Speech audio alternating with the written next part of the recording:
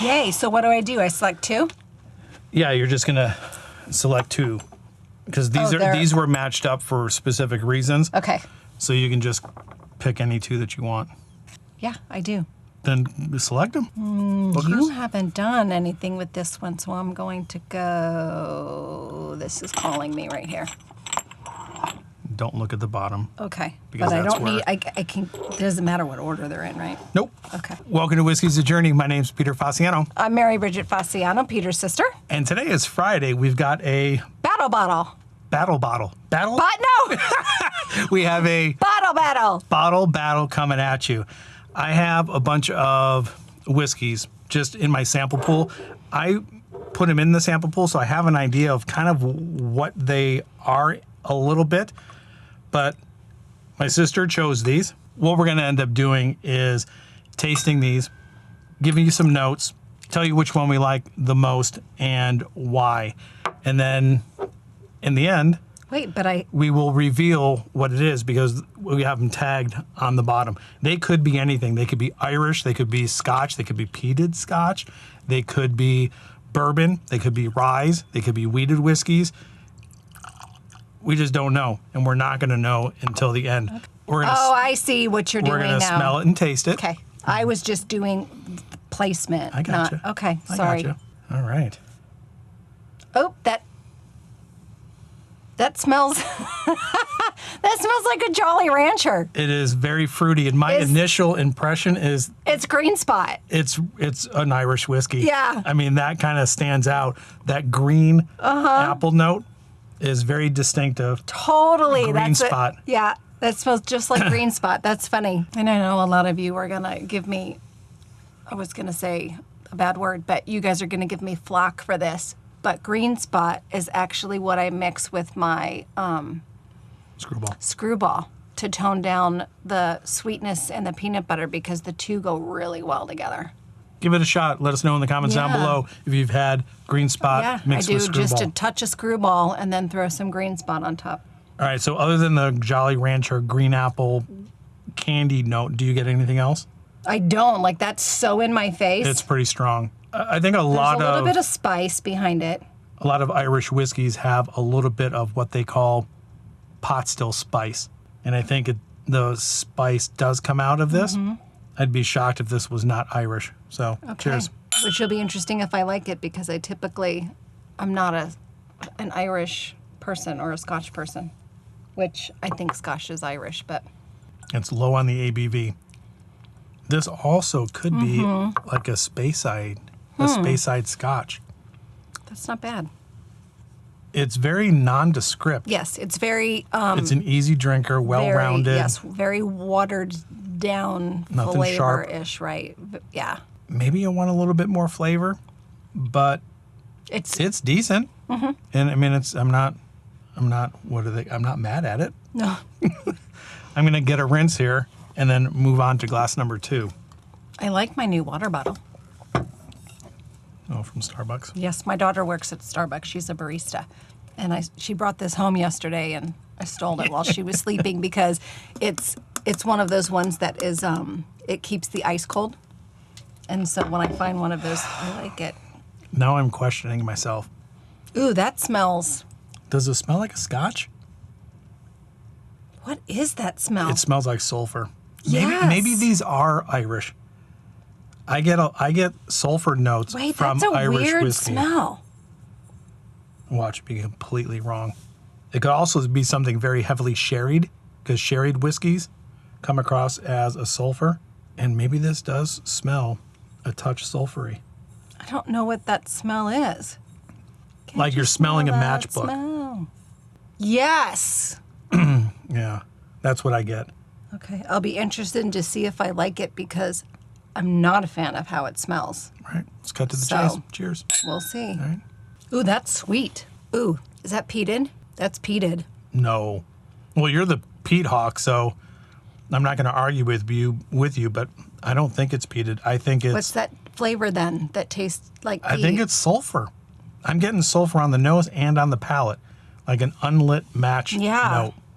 See, and that's what I'm equating to a peat flavor. Yeah, it's a little tangy. It's a little bit sulfury. It's a little bit bitter. Now it's like sucking on a match. Yeah. Yeah, the first, like when it first hit my palate, super sweet. And now it's turning into a very sulfur, like I'm just sucking on a matchstick. I don't like that. Yeah, so first impressions, I'm guessing glass number 1 you like more than glass number 2? Oh, yeah. Oh, I'm sorry. Yeah, we're ranking them. Yeah, so what we're going to do now is go back and forth between these two, rinse a little bit, kind of get a better idea of how they taste going back the other direction. We'll talk a little bit about it as we're going. And then when we come back, we will have our definitive ranking and then reveal what it is that we're drinking. All right, I think we're back. We had a little bit of a discussion as we were going like through these, and it may be a split decision here. Our conversation revolved around depth and flavor. I think we were both in agreement that I think there was more depth of flavor in glass 2, but the flavors were a little bit off-putting. Glass number 1 may have been just the green apple note that's keeping it afloat, but it doesn't develop past that. So for me, getting past that sulfury note, I think I'm going to choose glass number 2, even though that sulfur note is a little bit off-putting. If you get past that, I think there's more depth to glass number 2 that would keep my interest more over glass 1.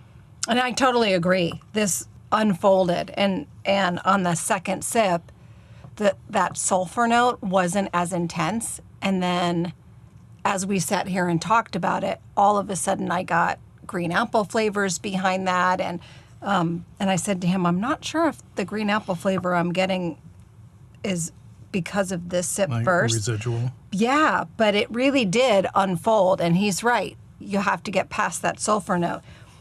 I'm not there yet in my journey, like, because it was too peaty. That sulfur note's too peaty tasting for me, and that's really off-putting.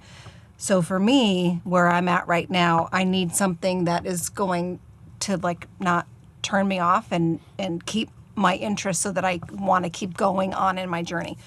And that was this one. That there's not much behind that green apple flavor, but the green apple flavor to me was enjoyable enough that I didn't need anything behind it. Yeah, and So- that's understandable. So 1-2 for me. Yeah, and 1-2 for me. And I also mentioned that there's a Pedro Jimenez, some sort of wine influence in glass number 1 that I had before. And I'm just wondering if this is going to have some sort of wine influence other than Pedro Jimenez or other than Oloroso. All right, are we Yeah. ready to reveal? I think we're all set, ready to Do you go. have guesses? No, tell them what you thought your guesses So were. my idea, and I put these together such a long time ago, I want to say that this is Green Spot, and I think they're both pretty even on the ABV. I didn't get any heat from Yeah. this one that I did in this Right. one. I think they're pretty even. So my guess is going to be that we're dealing with some sort of spot whiskey here, whether it's green spot and yellow spot or green spot and red spot or green spot and maybe a dingle. So, and I think dingle does have. Don't laugh at dingle. I can was look. trying I not can to. look at her face and she's like suppressing a laugh. I was really trying not to. Again, I'm sitting next to a child. Somebody's got to be a professional here. I just have a mind of a teenage boy. I'm so sorry. So I'm guessing this is going to be some sort of wine influence. Okay. Whether it's PX, Oloroso, or something else. Do you know how excited I would be if this is actually Green Spot? You nailed it if it is. Yes, like I would be. Okay, should we Yeah, look? and it could also be Redbreast 12. Which was the spot that we didn't like? That we were like, which is the one? I think it was the one that you spent a whole lot of money on, and we were like, that's No. That was disappointing. Redbreast 27. These are not Redbreast 27. No, I thought there was a spot that you spent some money on. And Well, were like, Red Spot, I thought ranked lower on the spot spectrum. And it was the more expensive yeah, one, right? And I bought think it. that's what we I were just bought talking it at a local liquor store that's notorious for like marking stuff up, and I was naive at the time of my journey, and Yeah, because that was way early yeah, on. I All was right, like, are we ready? La, la, la, la. No. What? Oh, never mind. I was gonna say go with your second place, so we can Sorry. go up. So the one that you did Didn't not like. not like.